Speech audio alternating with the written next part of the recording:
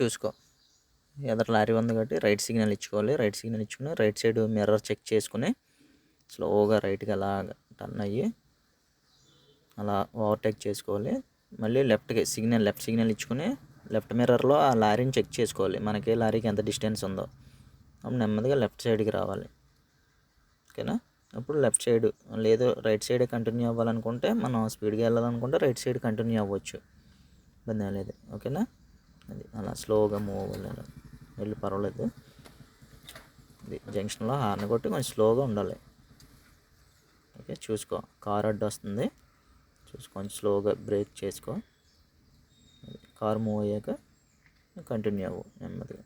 Car అడ్డు వస్తుంది కదని సడన్గా మనం రైట్ సైడ్కి తిప్పేయకూడదు స్టీరింగ్ని. మరి రైట్ సైడ్ వెహికల్స్ స్పీడ్గా వస్తాయి కదా, సడన్గా మనం అలా రైట్ సైడ్కి వెళ్ళిపోకూడదు, స్లోగా బ్రేక్ చేసుకోవాలి.